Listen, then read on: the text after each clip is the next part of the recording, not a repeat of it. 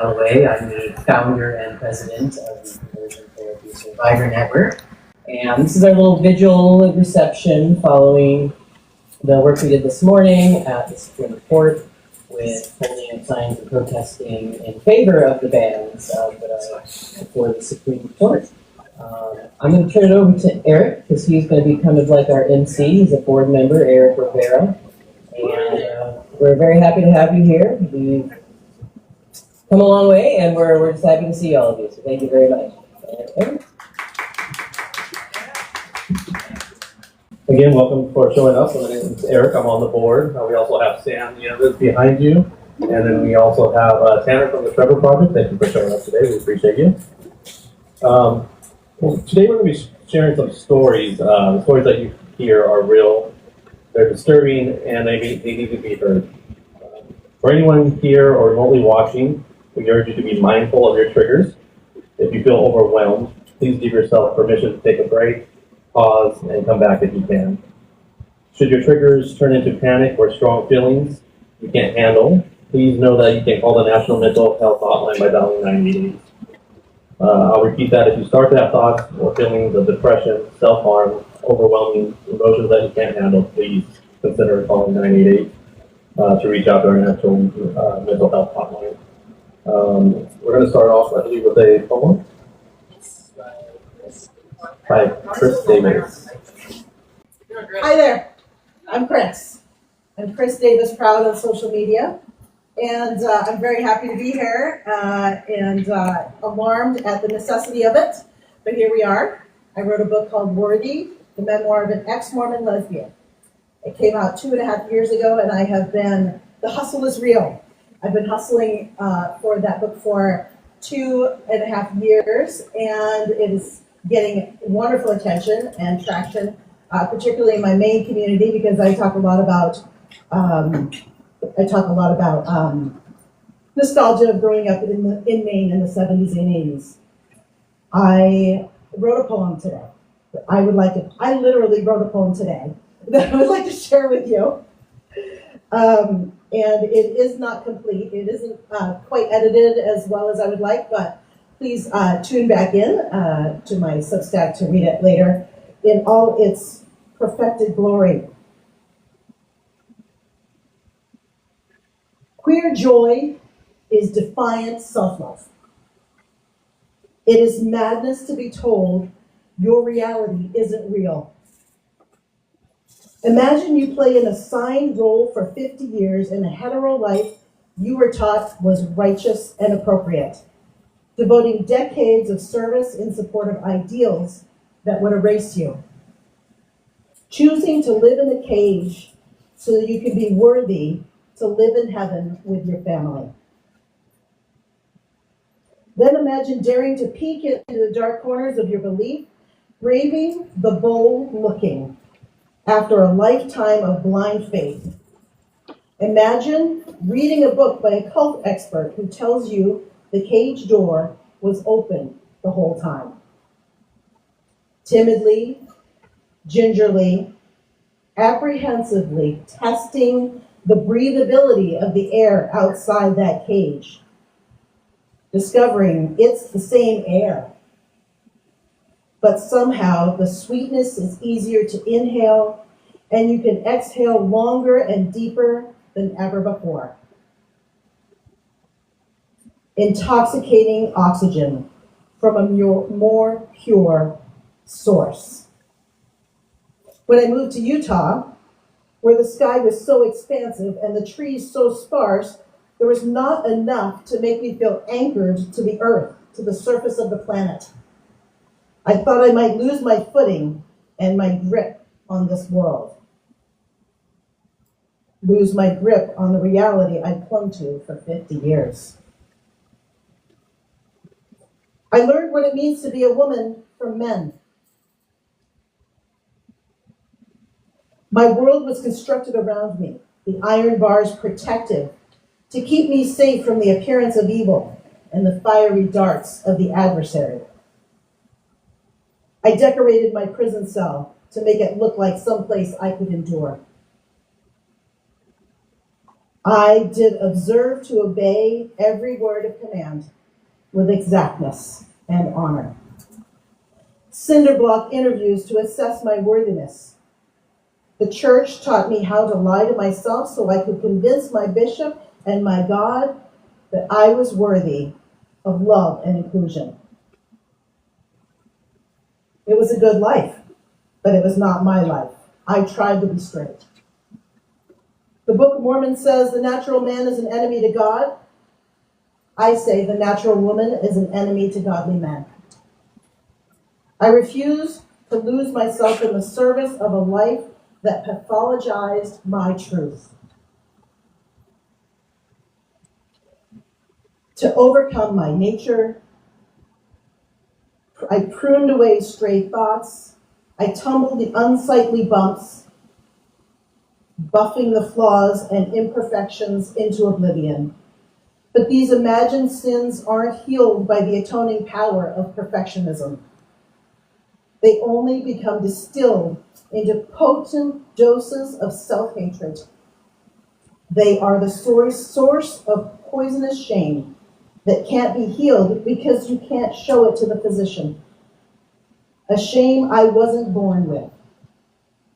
A shame that was assigned to me, an embroidered symbol of corruption sewn into my breasts, which I must never reveal except at a certain place in the temple of my womanhood. Queer joy is embracing life after believing I'd be better off dead. Queer joy is daring people to hate me after learning to love myself. Queer joy is finding peace on the other side of chaos. Queer joy is releasing a beach ball of oppression which has been held underwater for decades. Queer joy is taking up space in a world that demands I make myself small. Queer joy is feeling the sun on my bare shoulders after a lifetime of hiding my light. Queer joy is raising the vibration in rooms that try to choke and silence and bind. Queer joy is tasting the rainbow after being steeped in vanilla, white bread purity. Queer joy is fanning the flame of infatuation rather than smothering any hope of love. Queer joy is choosing family with community who bears the same shaped scars on their hearts. Queer joy is refusing to hate myself for the comfort of people who hate themselves enough to believe love is scarce. Love is abundant, an unlimited renewable resource. Love is patient. I'll walk with you. Love is kind. I'm here for you. Love is courageous. I admire that about you. Love is curious. Teach me how to see things. Love never faileth. So saith the prophets. Love inspires compassion. That happened to me once, too. Love builds bridges. I can listen without judgment. Love encourages growth. Let's learn together. Love speaks gently. You're safe with me. Love extends grace. I would want someone to wait for me. Love is inclusive. Come share my umbrella. Love nurtures empathy. I'll hold your hand until you feel better. Love births hope. I see the light inside you. Love breeds peace. Let's enjoy this sunset at the same time. Love whispers belonging. I'm glad you're here. Love cures hate. We don't have to hate each other just because we believe different things. Love soothes anger. I feel that way sometimes too.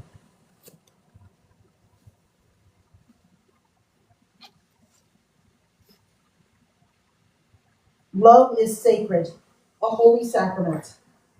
Love feeds the hungry. When saw we thee? Love clothes the naked. I can share.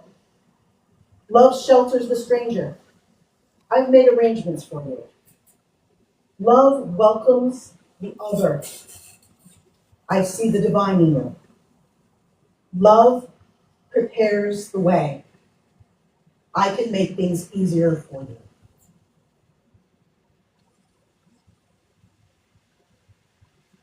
Love inspires art. Creativity flows freely. Love collects friends. Hi, I'm new here. Love wins, especially love for ourselves. Practice love. Practice makes perfect. Try love. What do we have to lose? Believe in love. Trust loving intention. I choose love, and I would choose it for you as well. Queer joy is defiant self-love.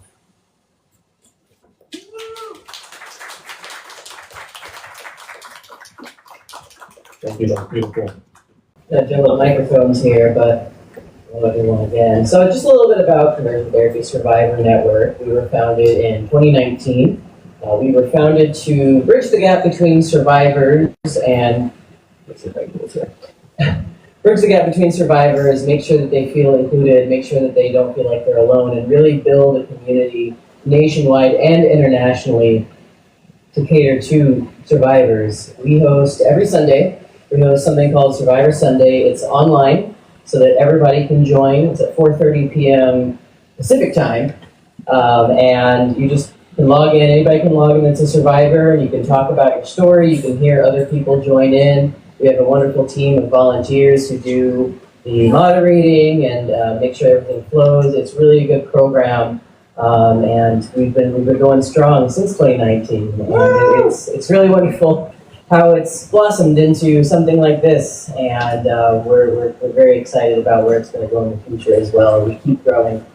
We also do education, so events like this where we talk about conversion therapy, tell stories. You're going to hear some stories here in just a little bit that have been from survivors that submitted them to us through our platform, through a very active Discord platform, and they submitted their stories, and you're going to hear them later today. But we are available to do any sort of education events if you're looking for something like that, where you can speak. I do a lot of panels, a lot of different education events, and we're always happy to collaborate and get the word out there, because the one way we're going to defeat conversion therapy is by education. And that's the truth of the matter. The more people that know about it, the more people that know about the harms of conversion therapy, the less likely they are to take their children or even go to it themselves. So it's really good work that we're doing. Yeah, if you want to support us, we do have our QR code over there. It'll take you to our website. And then there's also another sheet that'll take you directly to a donation page. We are completely donation-based. We are a 501c3 nonprofit, so all donations are tax deductible. Here we go. And we really appreciate it. We are completely run on community funds. And yeah, so thanks for being here. We're going to hear just in a minute. I think Sam's going to come up. He's going to read one of the stories, and then we've got some survivors here from our groups that also want to read some of these stories as well. So Sam, you want to come on up? So definitely, if you are a survivor who is ready to share your story, let us know when you want to tap in. If you feel so called, let us know. We do have a bunch of stories of people who are here, as you said. So if you want to just pick one up, maybe start reading them, see if any of them kind of connect with you, then read them. So I'll start passing them out. Also, we do have someone from a magazine here, and there was a question of our response as survivors to what happened today at the Supreme Court, and hopefully how we feel is going to be understood through these stories. I think that's really the best response. So after this story, we'll have a moment of silence for those who did not survive. This is a story of Devin Day, a gay man from Utah, pronouns he, him. In 2004, I attended a group called Evergreen. It was an organization for queer people of faith who wanted to help in removing their same-sex attraction. My first meeting was scary, but also exciting. I'd never been in a room full of people just like me. Women were reportedly part of our group too, but I never saw any of them. It was here in Evergreen that I met a young man by the name of Devin Day. He was bright. Sorry, this is actually my friend. So, he was bright, he was kind. Sorry. He was bright and he was kind and he was attractive, and he had a smile that could melt your heart. Naturally, all of us had a crush on Devin.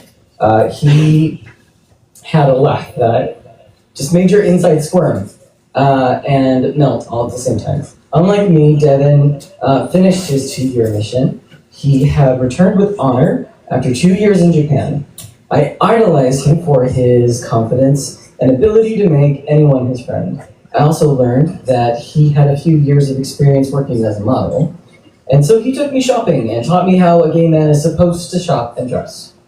He said, if you don't immediately fall in love with that shirt, don't buy it. After 6 months with Evergreen, I noticed Devin suddenly stopped coming. And I heard rumors that he had given up and decided to live his life in sin, with a boyfriend no less. I was mortified. I thought he was going to lead the way for me in how to be confident. My therapist often told me that I lacked confidence and assertiveness that a man is supposed to have. And now I lost my mentor. If he couldn't beat this, how could I? We were told to cut off anyone in our life who was gay, so because they would lead us into sin, I stopped talking to Devin. Years later, I got a phone call. It was from Devin, and I was elated. My old friend was finally reaching out. He must have forgiven me for the horrible things I had said about him when he chose to live his best life. So I answered the phone, but on the other line, I heard a woman's voice. The majority of that phone call is a blur. She told me that she was Devin's aunt. All right. And that she was calling people from his contact list. She said something about a rope, and a body, and a trip to Las Vegas and a hotel room. And that Devin had purposely taken his life. And that there was a funeral date, and did I want the address. During that phone call, I stumbled through all the stages of grief. I screamed at her. I told her I knew she was a liar and a bigot because there was no way that my friend, the strongest, most independent, courageous person I had ever met, would ever have taken his own life. Never. I demanded that I speak with him. And I kept saying that somehow I knew inside he was still alive. There was no way that he had hurt himself. Because in Devin, I had seen my future. I had seen a friend and a guide, someone I could emulate. If this was his future, was it mine? Was this going to be how mine ended too? And I attended the funeral. And many of my brothers from Evergreen attended to pay their respects, because even though some of us had left Evergreen and some of us were still in the program, even though I judged and envied those who were still trying to fix something that you couldn't fix, I was glad to see all of them. Because like a troop of warriors, we've been through hell together. We formed a close bond of brothers, men who would protect each other, a group of friends determined to shoulder each other's burdens. And yet, here we were at my brother's funeral, because we'd all failed to protect one of our own. And from the podium, I heard stories about Devin and how he was the perfect son and the perfect missionary and perfect through the mischievous sibling, I didn't recognize the man that they were talking about. The man they knew wasn't the man I knew. And the stories we heard while in the trenches of shame never came up. It seemed like people wanted to remember the man they wanted to have, rather than the man he was. So, in Devin's funeral, I saw my own end. I foresaw my own family sharing stories from the podium of a perfect son, a perfect missionary, a perfect brother. And they do this because acknowledging that I wanted to die every day because of their words, because of their accusations, and because of their rejection. Now that truth caused them pain inside that they'd never be strong enough to face. So today, when I call us all survivors, it's because we've already faced our personal hell and somehow, by some miracle, despite all the odds and statistics, we have survived. But our society is still dragging us through. And I'm proud that I survived, because refusing to let them take me down is the best revenge I can give Devin. And every moment of queer joy is a victory that I'm sharing with him and the brothers that I've still lost. And Devin was not the first nor the least of my brothers we lost due to Evergreen, the Mormon conversion therapy program. But I'll be damned if I let them take any more of us. I'd like to ask that we maybe have a moment of silence, please, for not just Devin, but for all the others we lost.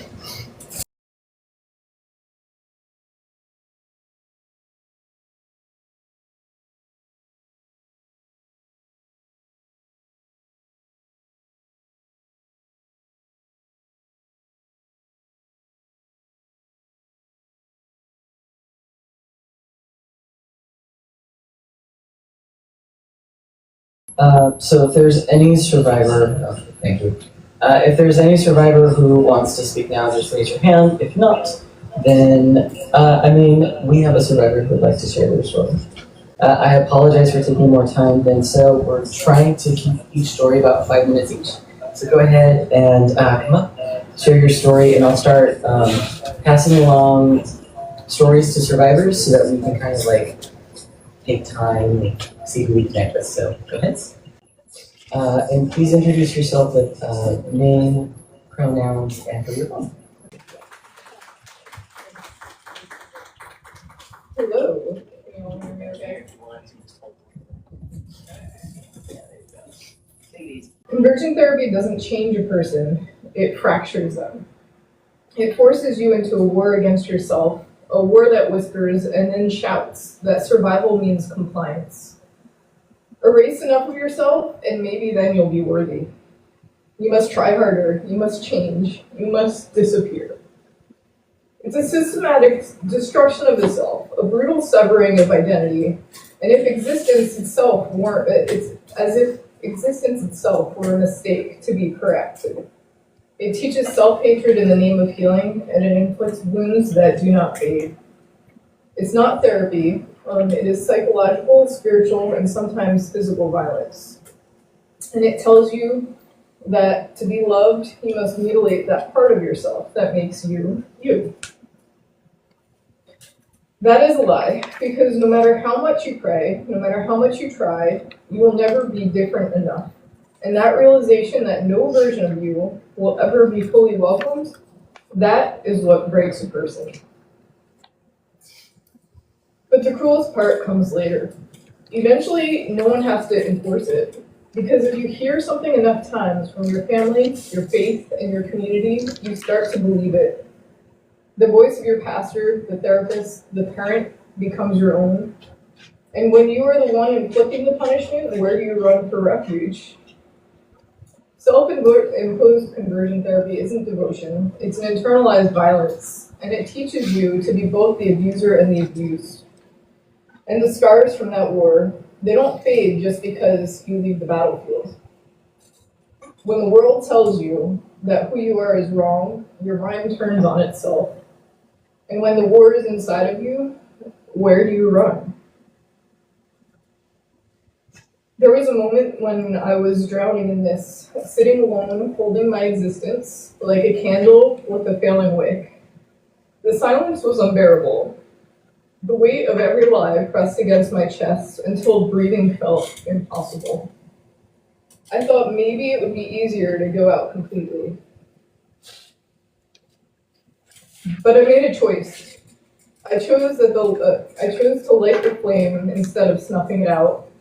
I chose to believe, even when I couldn't feel it yet, that maybe there was more to life than just survival. That maybe, just maybe, my existence wasn't a mistake. The truth is, you were never the enemy. The violence wasn't your choice. It was something imposed upon you by a system that convinced you that you had to comply in order to survive. Healing means unlearning the lies, reclaiming yourself, and realizing that being fully alive is not a sin, it is sacred. To anyone who has endured this or is enduring this now, you were never meant to be at war with yourself. You are not broken. You are not a mistake. The pain you carry isn't proof that something is wrong with you. It's proof that something wrong was done to you. So hear this. You are still here, and that means healing is possible. Wholeness is possible. Love, the real kind, the kind that does not demand your suffering, is possible. You already belong. You already matter. And you don't have to do this alone. The road back to yourself may feel impossible, but breath by breath, you will find your way home. And when you do, you will see you were never the problem, only the target of a terrible lie. But you are still here, and you deserve to be fully, freely, and unapologetically alive.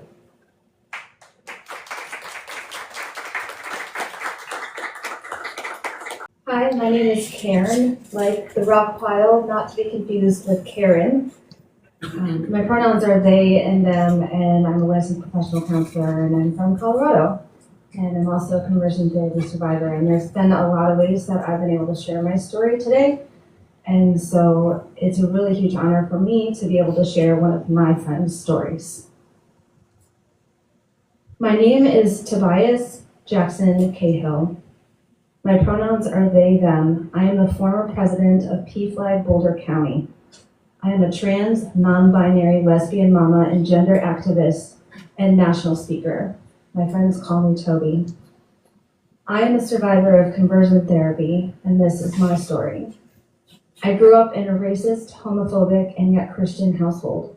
It was drilled into me at a young age that being homosexual was just as wrong as interracial dating and marriage.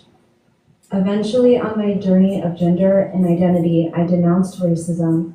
After a very long struggle with sexuality and Christianity, I denounced my inner homophobia and came out as a lesbian. I spent much of my youth pleading with God to make me a boy. Day after day, I looked in the mirror to see a reflection of a person that did not resonate with me. Night after night and year after year, I begged to be different. It never happened despite all of my prayers. My praying to be a boy eventually turned into my bargaining and praying for God to take away my feelings for girls and to make me normal. I eventually let this endless pleading go and conform to society's wishes as heteronormativity. In my teen years, I followed my peers and dated boys. It never felt right. My Nazarene preacher would give me sermons on homosexuality being a sin, using what are known now as the proper passages to back up his position. I feared that everyone could see my secret like a scarlet letter. I was certain there was a big L on my forehead even though I didn't know the word lesbian yet. All I knew was that I liked girls, not boys. I graduated from high school and enrolled in Mid-America Nazarene College in Olive, Kansas, known as MNU. As a teenage preacher, I had a promising career as a youth minister, but God had something else in store for me. I was forced to come out in 1985. In the middle of my first semester of my freshman year, shortly into my year, I developed a crush on my RA's roommate, and everyone on my floor found out about it. This crush landed me in the school counselor's office once a week until the second term was over. I begrudgingly spent weekly visits with the campus counselor reading passages from the Bible about homosexuality being a sin and how it went against God. This is called reparative therapy. We prayed for the gay to go away. I had hands-on healing. It was a mild form of conversion therapy, but conversion therapy nonetheless.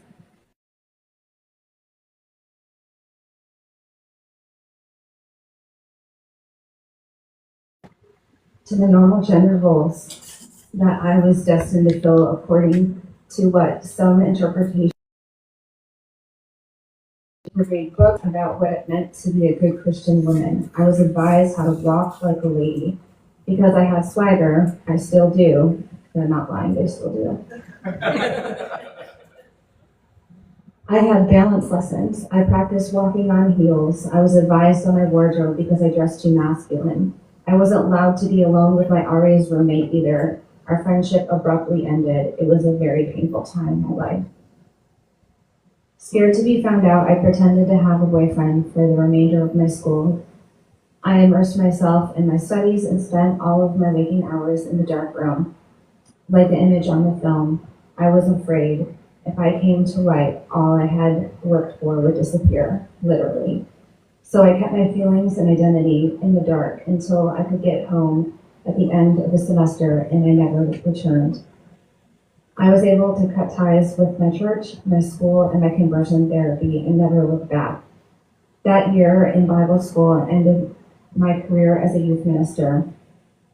But it did more than that. It also ended my personal faith in God. I thought that the God that I served would surely love me for who I am because love is the greatest gift of all. Love is love, right? Somehow during that horrible semester at school, I met my first girlfriend. She had come out in high school and had a supportive family.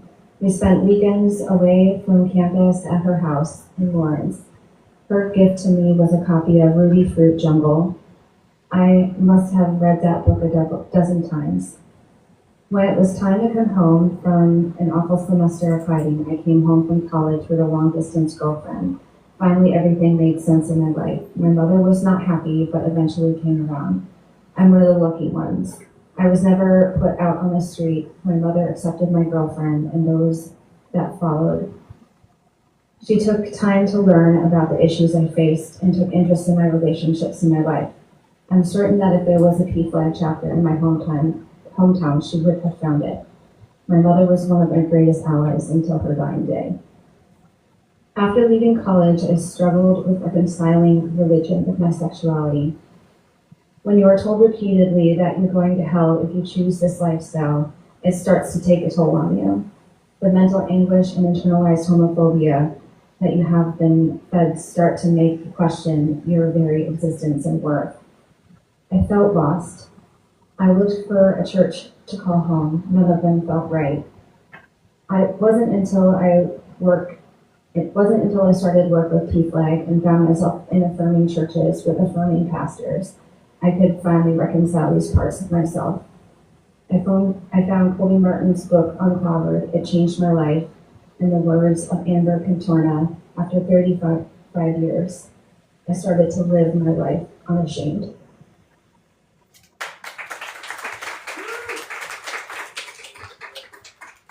Gwen Broussard, queer and non-binary, California, she, they. I lost 20 years of my life. It's hard to settle with the enormity of the grief, and I sometimes still feel a deep sense of shame and confusion. How could I have let this happen to me? But I didn't know then the things I know now. I wish I had. Maybe I would have been able to protect myself better. I was 23 in the summer of 1995 when I sealed the last moving box, hopped into the rented U-Haul, and pulled away from my childhood home. I was excited. It was my first time living on my own, and I knew that I was destined for things that filled my heart with joy and purpose. I've always been a planner, and things were unfolding just as I had imagined. Fresh out of college with a BA in Biblical and Religious Studies, I had been accepted into a graduate program at a Christian seminary in Southern California. From there, the dream was a PhD in Christian theology in preparation to teach at the university level. My faith was the guiding force in my life, and my central motivation was to make a positive difference in the world. And yet, there was a part of me that didn't fit, that left me feeling torn and fearful. I struggled to understand why my attraction to women felt so natural when I had been taught and also believed that it was wrong and unnatural.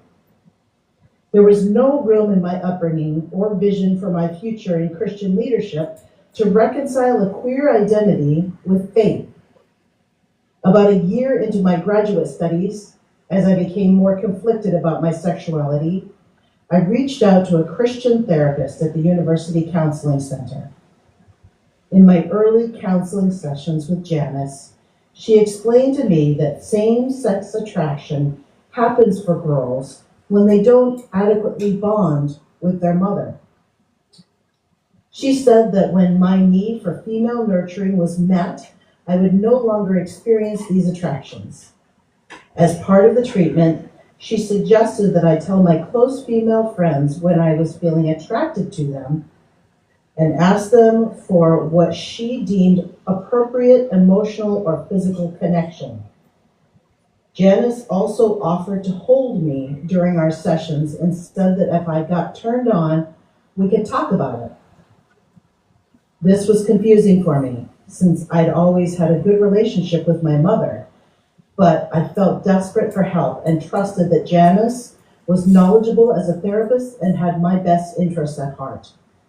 I initially worked very hard to follow through with Janice's treatment recommendations, even though some of it didn't really make sense to me and it felt humiliating.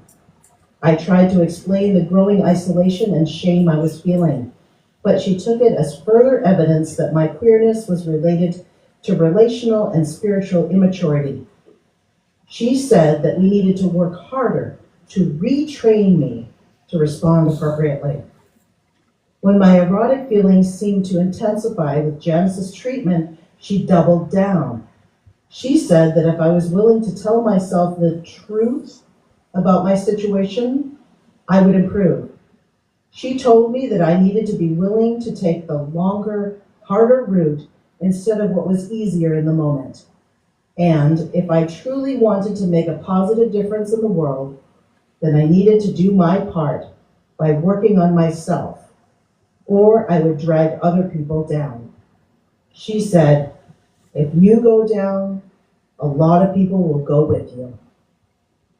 The inner conflict and continual effort of examining my attractions while trying to counter them with replacement thoughts and behaviors left me emotionally and physically exhausted.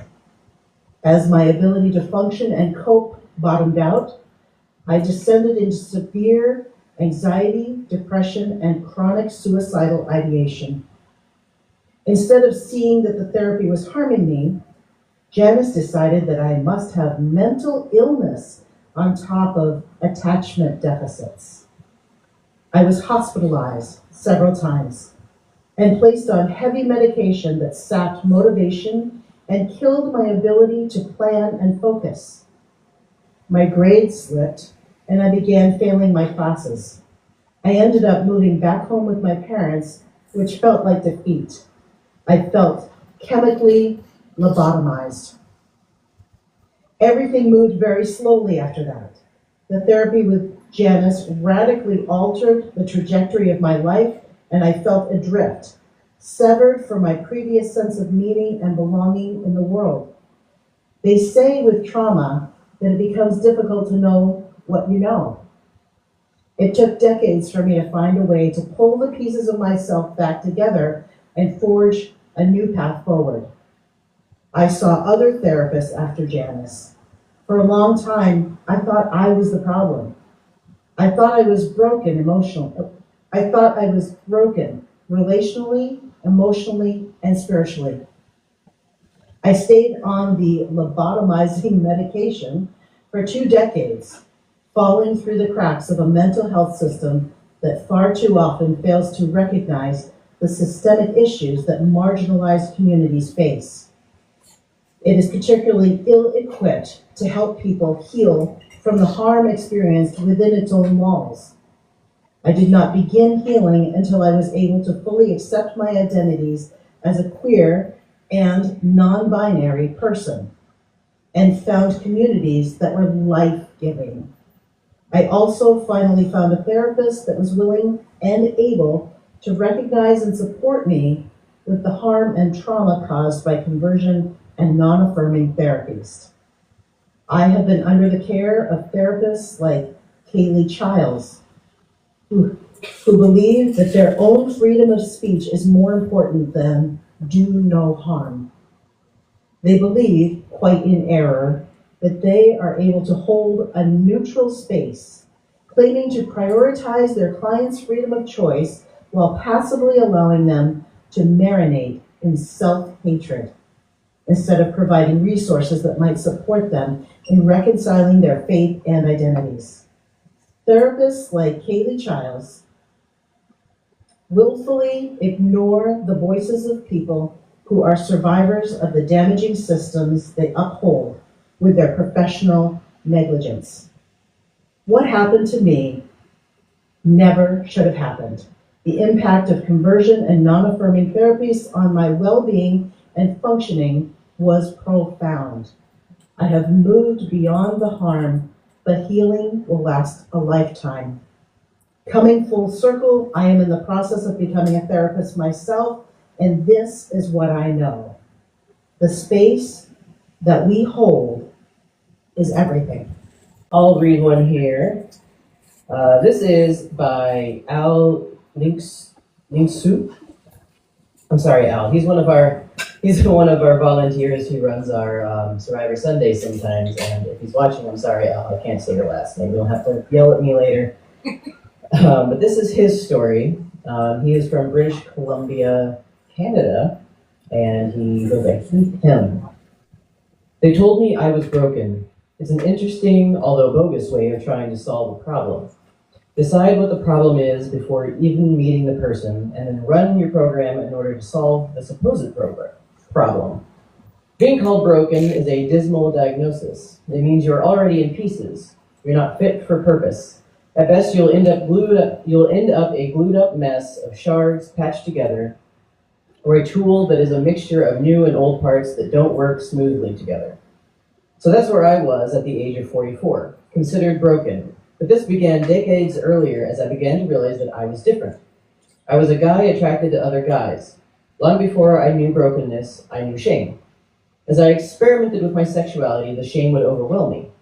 The pleasure and excitement of masturbation and other activities immediately turned to shame. You see, the act or process of conversion therapy started for me before I knew what being attracted to other guys was even like. Decades of shame and guilt interspersed with prayer and attempts at power finally culminated in signing up for the 9-month, once-a-week program called Living Waters. That is where I added broken to shame and guilt. This program was not as psychologically scarring as some other CT programs, but was traumatic in its own way. Over the years, this intelligent, creative, musical young man never felt capable of excelling. The shame and guilt of being gay kept him from launching into any of those potential future careers. The trauma of fear and shame continued to hold him back.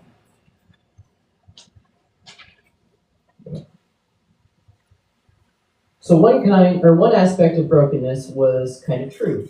Broken dreams. Decades of not daring to dream big, not exercising whatever unique gifts that were hiding in the background, waiting to be released. That winter of living waters wasn't even the final blow. Every prayer, every determination to change, nothing changed. It would be another 15 years before a dear friend began to gently and firmly, leading to a place where I could finally, in a messy, slobbering sobs, admit that I was gay. She knew it all along, but I had to come out and own it. Her love and pure acceptance led me into a period of openness where some healing began.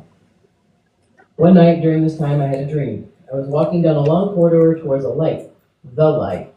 I knew that this light would reveal any darkness inside of me. In other words, God would know my heart. But I kept walking anyway, and as I got closer and closer to the light, I couldn't see any shadows or darkness within me. The light shone through me clearly and without hindrance. I was clean and pure before God. No brokenness, no shame, no guilt. All the years of trying to change were unnecessary. I was perfectly fine as I was. The experience didn't cancel out the wasted decades suffering in silence, or missed out on being the real me, but it did set me on a new direction of enjoying the queerness, excelling in my uniqueness. No more need for closets. I have full run of the mansion. I look back now and wonder what might have been, and then I look around at me at what it is. Friends see me as I really am, fellow survivors that I empathize with as together we find healing, community, family, and love.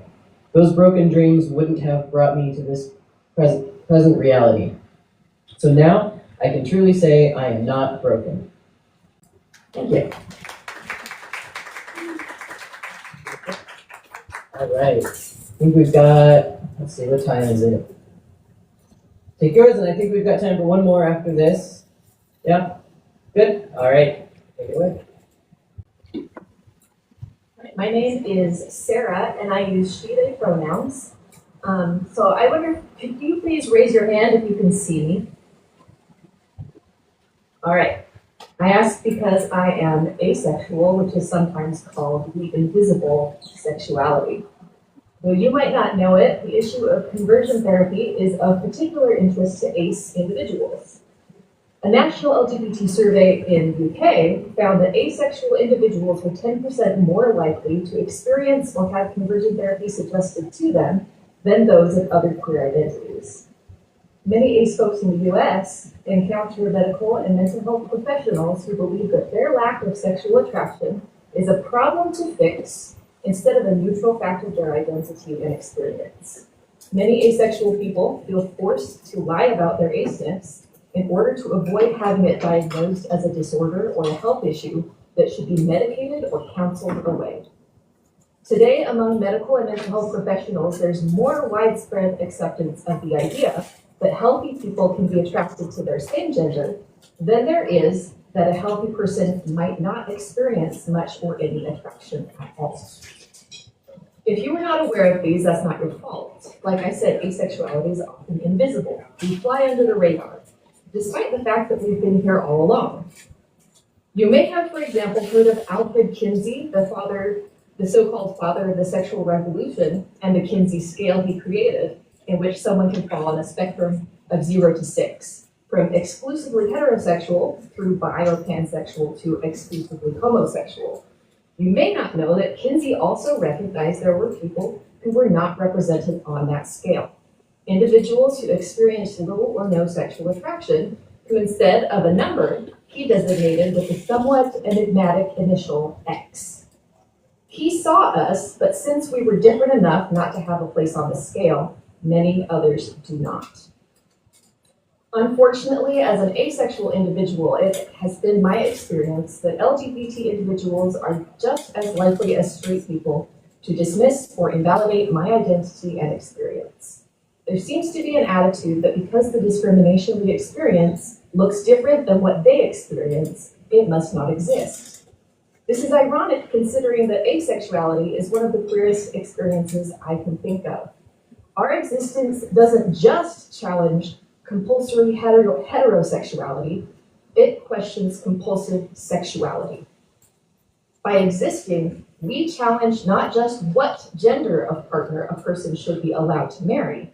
Our existence questions everything about the highly gendered heterosexual narrative that society pushes on all of us.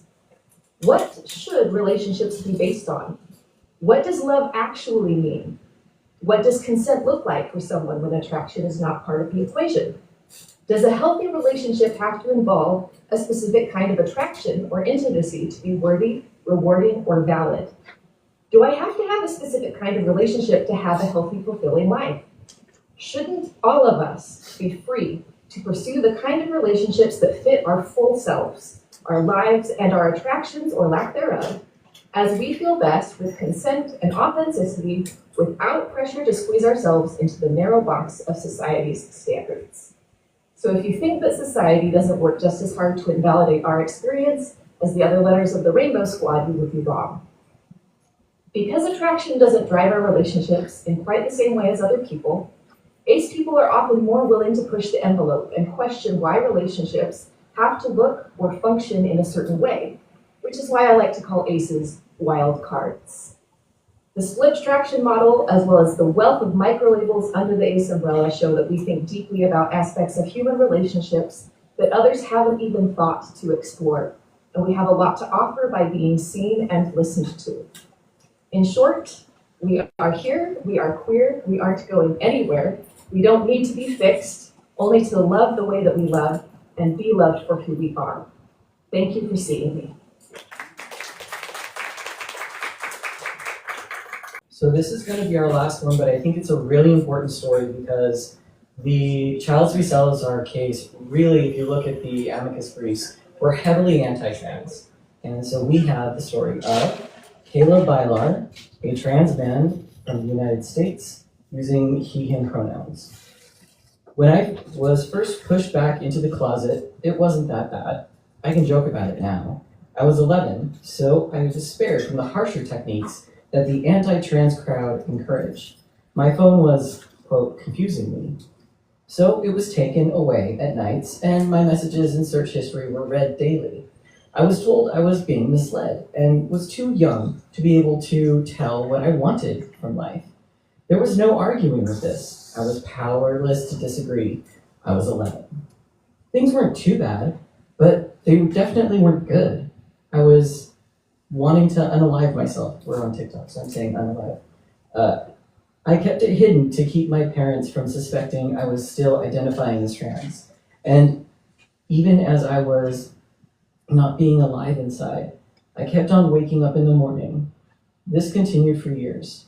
I was 14 when my parents discovered searches related to gender surgeries. When I came out, my mom accepted me initially. I was so happy, happier than I had been in a very long time. I thought I could finally start to live instead of spending all my time on not being here anymore. I thought she had finally, quote, come to terms with it. As I had been told to wait for this by well-meaning nurses and social workers. But this did not last. Instead of the binder I was promised, my sports bras were stolen and destroyed, and I was forced to attend a bra fitting. I had to wear them. I had no other choice. Sometimes she checked. I stopped looking in the mirror, covering it with a towel whenever I got into the shower or brushed my teeth in the morning. I was told I did not get to have boundaries because I was a child. It was the idea that my mom made practice something called kid hell. This is the conversion therapy practice created by the Desist, Detrans, Detox Manual. Kid hell is the practice of finding the worst situation for your child that you can, and then forcing them to occupy that space when they express transgender thoughts. My kid hell as an autistic person was to have no time truly alone. I could not use the phone, computer, or journal in private. I was made to sit in public areas of the house with high foot traffic whenever I was home. My mom would take this opportunity to tell me how awful and sick and untruthful being trans was, and by telling me that I am brainwashed and unable to understand my own thoughts. I was wanting to not be here. I attempted every night after my parents had gone to bed, and I was alone. Things got more serious, but my parents still didn't stop. I wasted away inside my own head. But things weren't all bad. I was loved sometimes. I got a projector for my birthday, and my favorite bun when she came home from work, and my mom told me she loved me. When I would hyperventilate and scream and beg for it to be over, my mom would take me and let her hold me and tell me that this was for my own good. My mom is not an unintelligent person. She could be wonderful before all of this began. The third time I went back into the closet, it felt like drowning. I was older again, 16. This time I had been in therapy after my parents discovered a particularly dangerous unaliving attempt, and I was on meds. And I was happy. I had started to transition, and it was like waking up from a bad dream. But this meant I had something to lose. My mom developed a fear and hatred of schools and teachers. She threatened to pull me out of school, and this terrified me, as I would no longer have any way out. I got smart, hiding every single objectionable thing and avoiding friends to prevent them and my family from ever meeting them. When I started to pass, I was removed from therapy. It was, quote, making me worse. And the risk of me being trans was worse than the risk of me relapsing into unaliving attempts. My mom told me I was perverted, undateable, indoctrinated, and making her cry. I had been making her miserable for years. It made me associate positive gender experiences with the worst kind of pain, and the conversion therapy felt like it worked. Whenever I expressed myself or interpreted correctly, I would flinch and go inside, bracing for a punishment. Once, she threatened unaliving if I got a mastectomy. I found out my experience could be considered conversion torture when I saw Kaylin Conrad's video essay. The patterns outlined in her video and the horror I had endured were a map. The anti-trans idea that the trans identity was a parasite or something was an idea that something my mom loved. She never said it out loud, but she always told me that I was not Caleb, that she loved me, and that the real me was deadening, and that she didn't love Caleb because I was not Caleb. She believed that any idea I had against her was brainwashing and not truly me. I asked for help endlessly from teachers, nurses, and social workers. All the help offered required transport and leaving the house.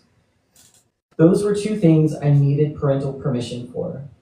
When I told them I couldn't and wasn't enough, I was told, never mind them. We can't do anything more for you because your parents have a right to treat you like this. Tough it out.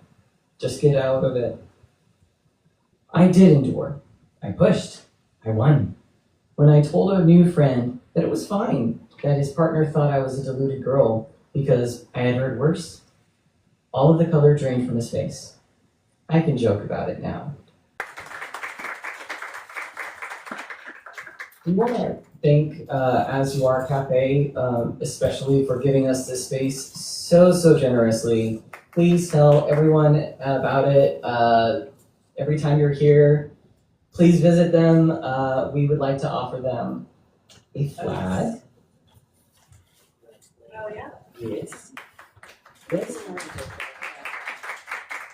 We're going to give you a pretty request one, but this is an example. So, this is the Conversion Survivor flag. The community came together. We created our own flags, and then as a community, we voted on it.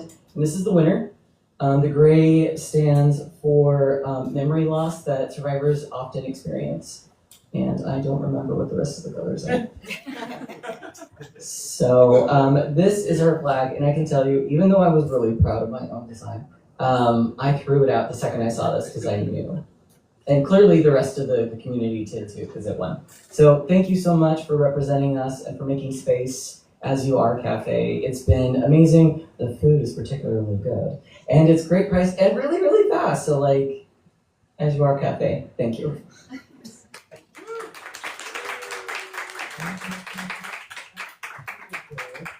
Yes.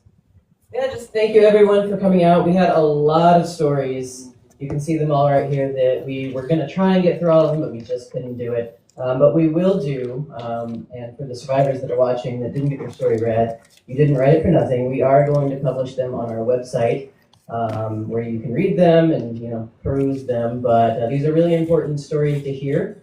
You probably heard a lot of different themes that were very similar to one another. That's because the pain that we feel from conversion therapy is very similar, no matter what the story is and who you are. So these are very important stories to hear, very important stories to get out, and we're going to keep raising the voices of conversion therapy survivors everywhere.